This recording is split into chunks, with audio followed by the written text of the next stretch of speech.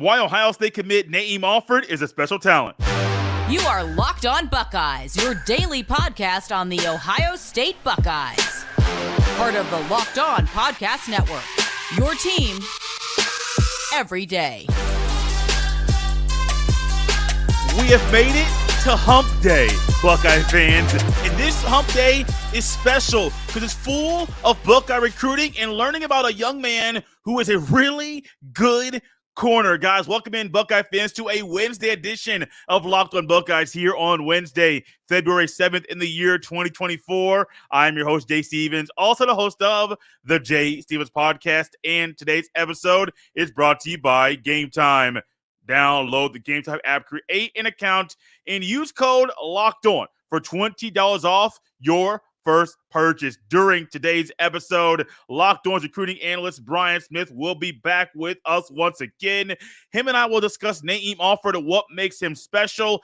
If Ohio State now has a good opportunity to make a footprint in Alabama with Nick Saban retiring from coaching in the sport, and if cornerback Dorian Brew will be the next player to commit to the Ohio State Buckeyes. This is a fun show, jam-packed with a lot of good Buckeye recruiting news and notes. You don't want to miss it. And as we welcome in Brian Smith, I'd like to thank LinkedIn Jobs for being the official college football recruiting sponsor across the Locked On College Network. These days, every new potential hire can feel like a high-stakes wager for your small business. That's why LinkedIn Jobs helps find the right people for your team faster and for free. Post your job for free at linkedin.com/LockedOnCollege. Terms and conditions apply.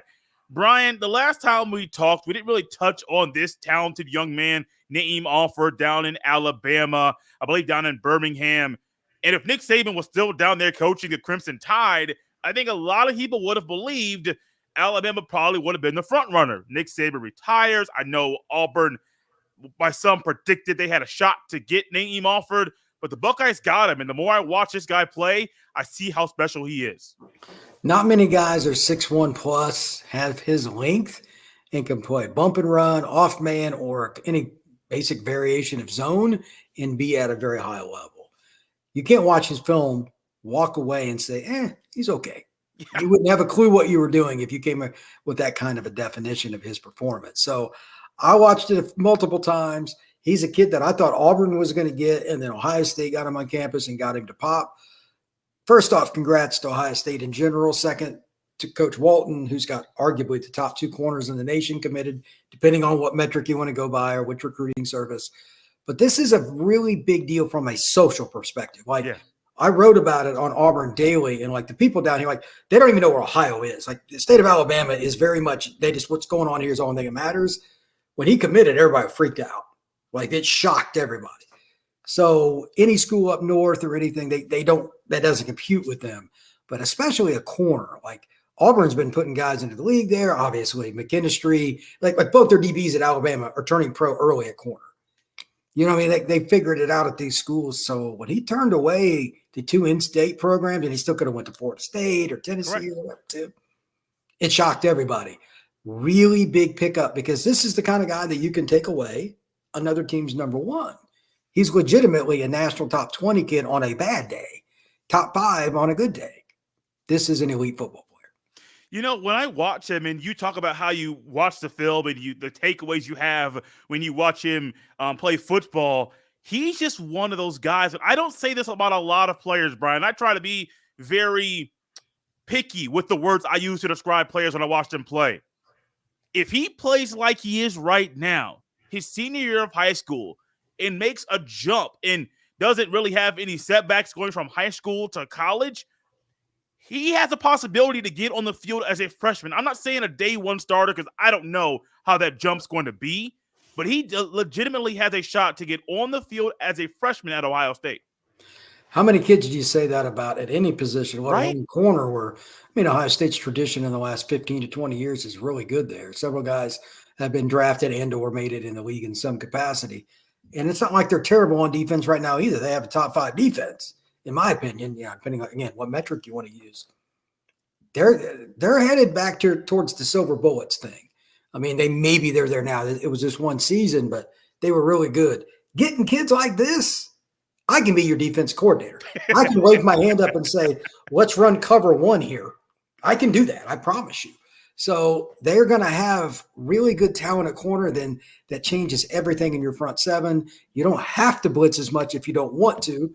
But if you do, you got guys on the backside that have NFL ability. Again, this is not that hard, Jay. Look, Ohio State should have more talent than most teams, but this is going to get into a territory that's a little bit different if they keep trending in this direction. Oh, absolutely. You talk about the recruiting services, no matter which one you want to look at. Some have them ranked differently. You got him, you got Devin Sanchez in this class, but also Blake Woodby in this class as well. Three of the best corners in the class are committed to Ohio State. Verbal hard commits. We all know things can change, but to have them here right now and to be trending in a really good way for another player we're going to talk about later in the show, this is insane. And with the way that Ryan Day is viewed by you and I and by a lot of people out there, these are the things that need to happen. For one, for him to keep his job, but two, for the Buckeyes to beat Michigan, make a run in the playoffs, and have a legitimate shot to win the national championship. This is the difference between a good offseason for him and a bad. It's kind of hard to yell at the guy when he's got a top 5 recruiting class and the season's not going on. But there's nothing else he can be doing right now. So, I mean, if you want to bitch about them losing to Michigan last year, that's, that bridge has already been crossed. Correct. So that's just Ohio State fans being angry. There's nothing you can do about that. Moving forward, this is the kind of effort you want to see. And I'm guessing that he's getting the support he needs for these commitments to happen. The coaching staff's taken care of, etc. That's what you can ask for and receive or not. So the good news for Buckeye fans is obviously it is. Second, they're putting in work. You're getting an elite corner out of Houston, elite corner out of Birmingham, elite corner out of Baltimore. These are the schools all three of these kids come from are big time. Like Parker, the high school that Offord comes from, there's a couple other Power 5 kids. One's committed to Auburn, etc. There's a lot of dudes at these schools. Everybody recruits there. They're winning battles early for elite players. You would be happy to get these kids in December. Correct. You're getting them in January and February. That's as good as it gets. How does he stack up against other elite corners that you have scouted during your time in the recruiting? He's more advanced technically than a lot of them. I don't know which guys he's worked with. He's had to have worked with a trainer or something, or maybe his dad or somebody is a corner guy. I don't know, but he's very good at all the little things that get him to the ball quick. He doesn't have wasted motion. If you watch his feet, when he puts his foot in the ground, he changes direction. It's not like tap, tap, tap. It's just boom, and he goes. He's learned, and he's taken that responsibility on. Obviously, he has God-given talents with his explosiveness, his length, and his natural height. Being over 6 foot as a corner is a gift. That being stated, it's still about effort. Once you get to the elite level playing at Ohio State and maybe one day for him at the NFL, your craft. He's taking it seriously. He can play free safety. He can play boundary corner. He can play slot. It doesn't matter. He's comfortable anywhere. That's a kid that's as good as about anybody you're going to see. What I think he's, top 5 in the last couple of years that I've seen, probably. And he's probably got about as good a chance to play early as any corner I've seen because of all the upgrades that he's made to his game over his time in high school. He's going to come in a little bit more ready than most guys. Naeem Offord comes from Alabama. I do believe Birmingham, Alabama, to be exact. And it makes me think about what Ohio State might be recruiting with Nick Saban no longer being the coach of the Crimson Tide. We'll dive into that thought next on Locked On Buckeyes. This episode is brought to you by Gametime. Gametime is a fast and easy way to buy tickets for all the sports, music, comedy, and theater events near you.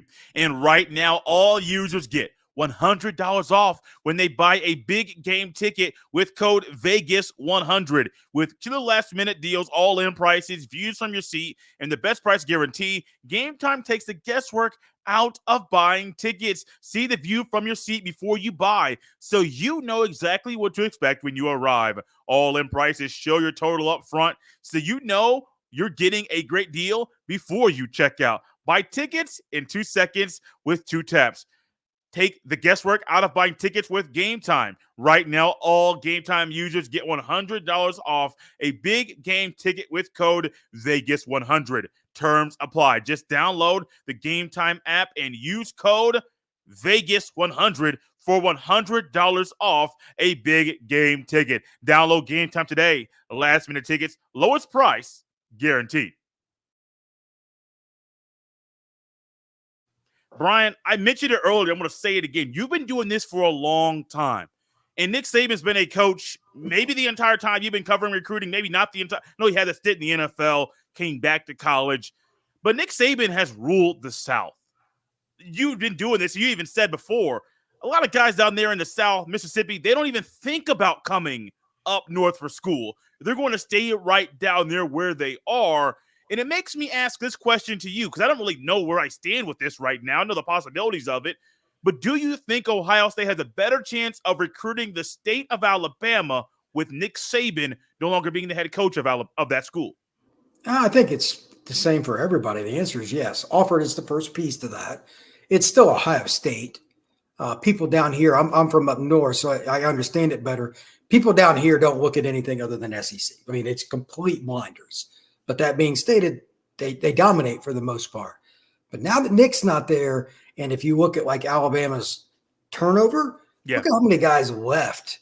Alabama fans had to kind of take one on the chin. Well, about 30 of them. Kids left because Nick left. They don't like that. They want to hear that the kid's going to Alabama because it says, oh, that's not what it is, man. Kids, what do I say on your show? Kids pick the coach, not the moniker. That's proof of it. Now, Nick Saban's an extreme, but still, you look at other schools, look at Michigan. Kids either turn pro or kids are leaving. Jim Harbaugh left. I know Ohio State fans don't like hearing about him, but he's a very good football coach. Yes, he is. People left. It's everything is about the head coach. It is not the Buckeye helmet. It's the guy coaching the Buckeye. It's not the Wolverine helmet. It's the guy coaching the Wolverines.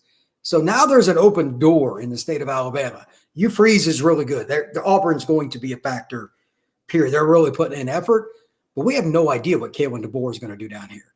He's a West Coast guy coaching at Alabama. I've got my reservations there, and I now live in Alabama. This state operates differently. So maybe Ohio State can get, even if it's not offered every year, this state is 10 to 12 deep, good enough players to play at any school in the country every single year. This year, about 15 to 18 deep. It's really deep here in Alabama. Why couldn't Ohio State get a kid every year? It's not like it's not Ohio State. It's an elite program. If you put in effort, they just proved it. You can get somebody. And Ohio State should be a top 5 team this year. So it shouldn't be that hard to recruit moving forward either.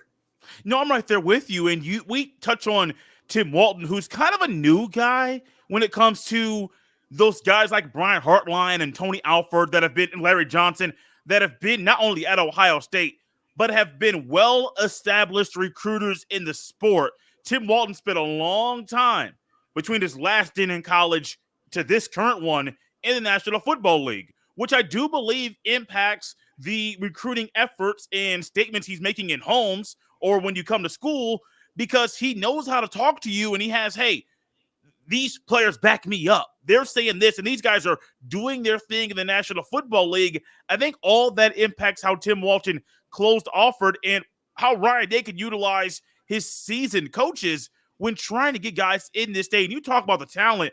It's insane, man. Like, it's insane how good the talent is in Alabama, in Mississippi, in Louisiana, in Georgia every single year. So I know I highlighted Alabama, but if they could put a footprint in Alabama, these kids in the other states are like, oh, hold on. Are they going to come down here in SEC country and get these kids to get them to go up to the Midwest, to Columbus, Ohio? Maybe I need to tap into what Ohio State's doing, because if they can do this to Alabama, they might get a big D tackle in Mississippi and saying, oh, they got that cat from Alabama who's a good linebacker. I want to play with him. That's the whole thing. The kids down here all know each other. 7-on-7 tournaments, rivals camp, Under Armour camp, they're going to meet each other.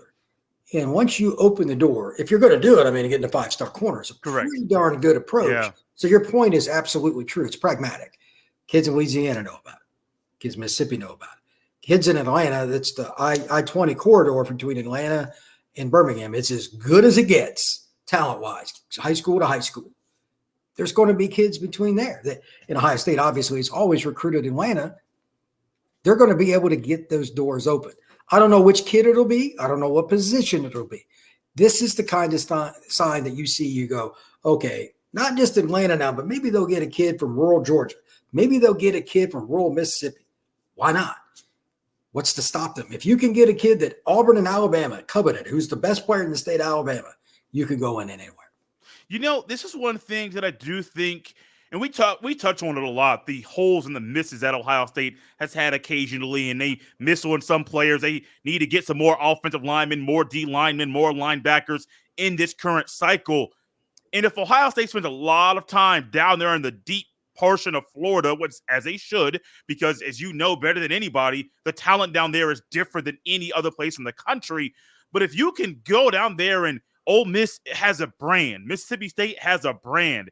It's not Ohio State, but it means more to those kids down there than it does to the Mississippi means more to them. Ole Miss does, and Ohio State does to them.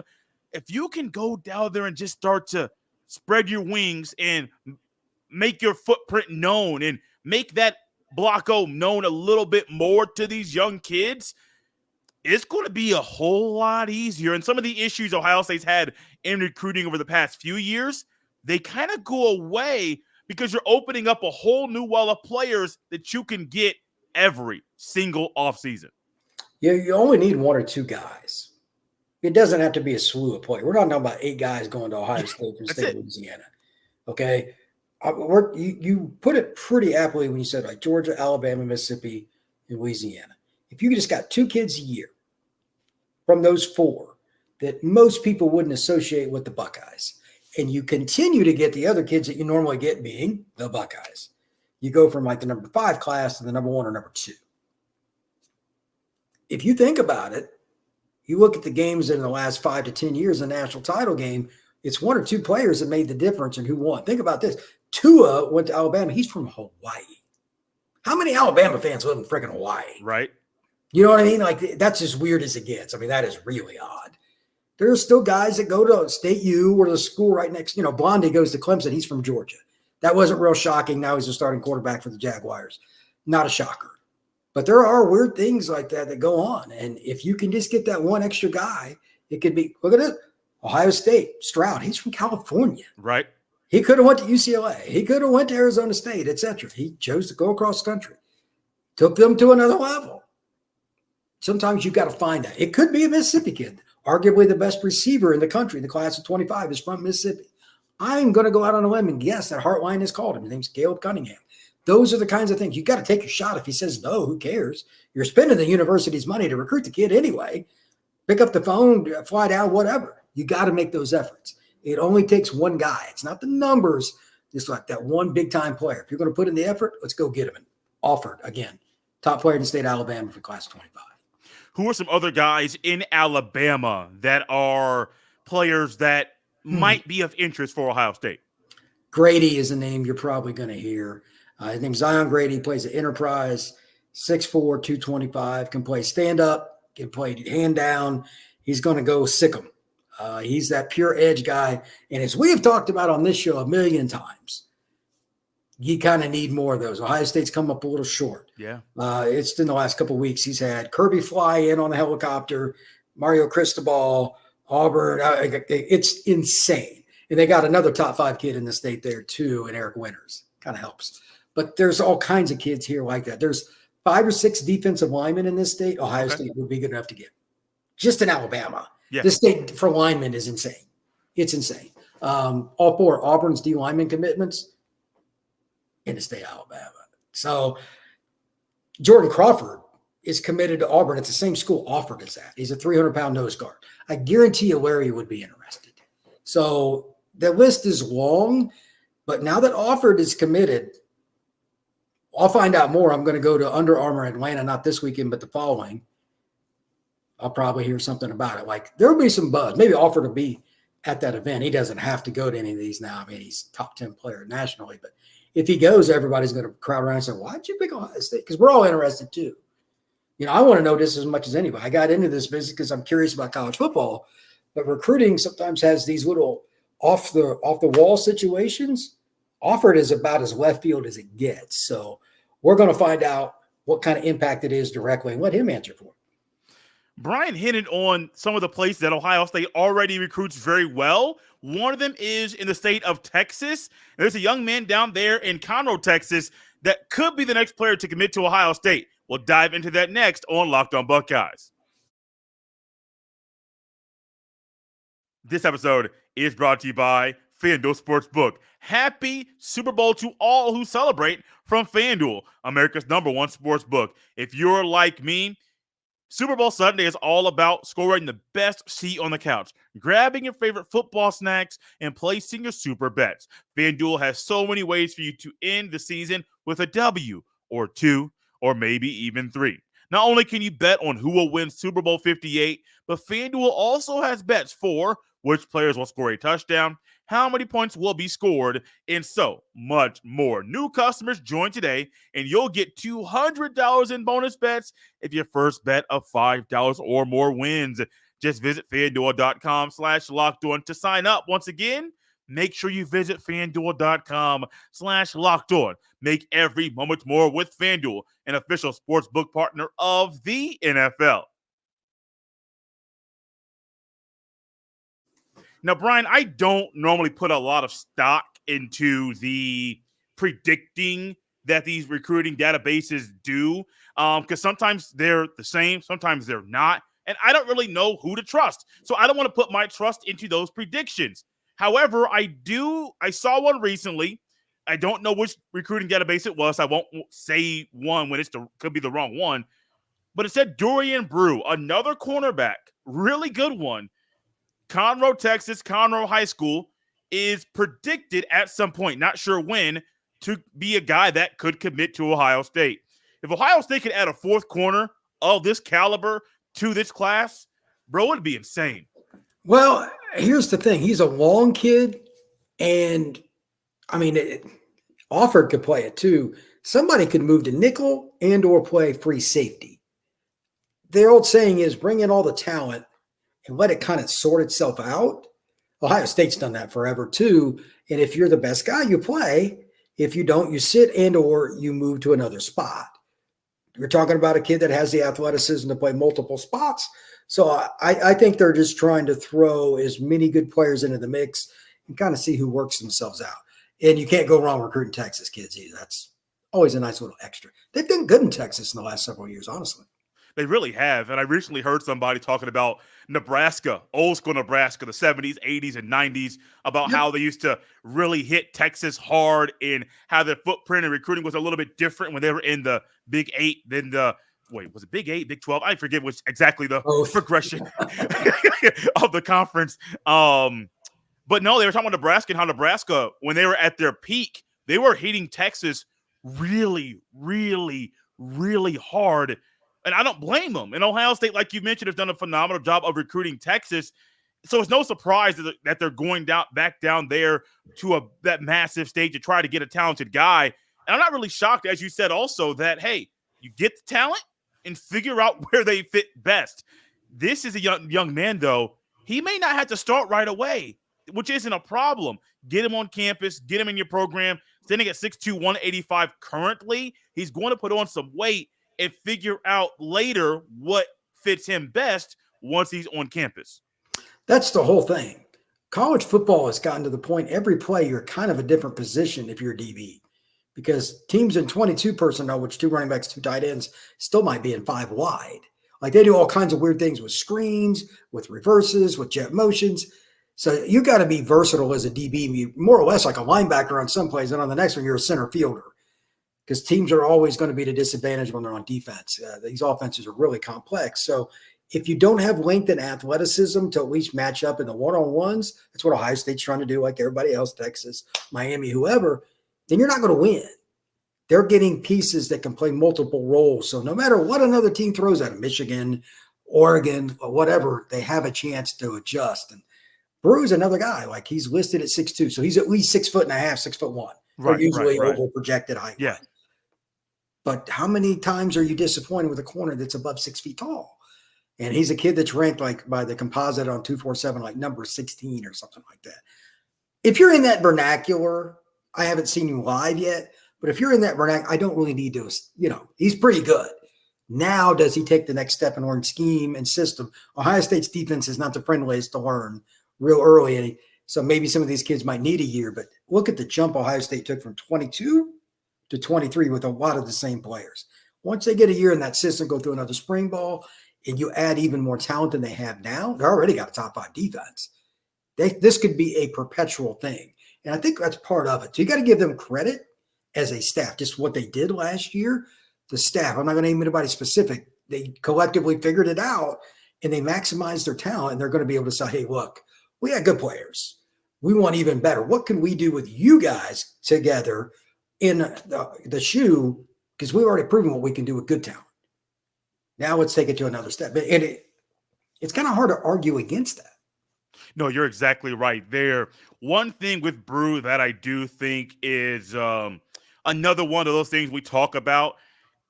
He possesses that high. Like he's one of those elite guys that you're like, do you really need another one? Yeah, you do. You want the best talent you can put on a team, and you need those guys together. But how do you think do you know Conroe in that area very well, the competition that he plays with? Well, he's on the edge of San Antonio. It's okay. It's not the elite right there. And sometimes they're really good. It just depends. There's a couple of schools that can be better, but San Antonio is not the top of the board. But he's a guy that in competition, whether it's 7-on-7 or it's in like an Under Armour event, he's still elite. So that's probably the more important measuring stick, to be honest with you. How do you think that jump will be, kind of that bridge, the gap between college to college football? High school, to college football. The only other thing to add there is like the state of Texas. If you walk in with me, and I know you've heard me talk about this with you privately and stuff, but high schools in the state of Texas, their weight rooms are like colleges. Yeah. Literally. Like you'll see 30 different brand new squat racks. It's different. So he's going to be a little more physically mature if he's serious about it. He's already 180 something and playing corner, which is a good sign. Yes. Second part of that is there's an expectation. I've been at some of these practices at places like the JV team. They'll blow the whistle, and these guys are screaming, running fast as they can to get their weight right. It's like being at a Marine startup jump camp like in South Carolina. It's that crazy. There's a certain bond with that, and he's going to take that to wherever he goes to school. Ohio State, it seems like, is the team that's trending. If you get those kind of kids, it's going to work itself out at some position. I don't even worry about that. Maybe he ends up a receiver. I don't know, but he's such a good athlete. I don't care. It'll take care of itself. I'm not worried about the jump for Texas kids. They have the quickest jump from high school to college because of all the things they've learned, the mentality, the physical part, the weight, the money is there. There's no excuse not to be physically ready if you come from one of these Texas schools. Zero. So I'm not worried about that at all. Now the question is just how fast does he pick up the playbook? Do you think there's a realistic opportunity for Ohio State to receive a verbal commitment from this young man? Everybody seems to think so. I'm hoping to see him at the Under Armour event in Houston coming up pretty soon, but I haven't spoken to him yet, but everybody's trending him with Ohio State. So look, I don't know what Walton's selling, but he's selling it like hotcakes. So I don't know, man. I don't think I've ever seen a class, especially this fast, and I know recruiting has changed, that has picked up this much recruiting momentum at one spot. It's bizarre. Like, not just good players, but like you could argue the top 3 or 4 guys in the country that projected corner, depending on where you want to put DJ Pickett, the kid from Florida that I know, they might sign the top 3 corners in the country. I don't think that's ever happened.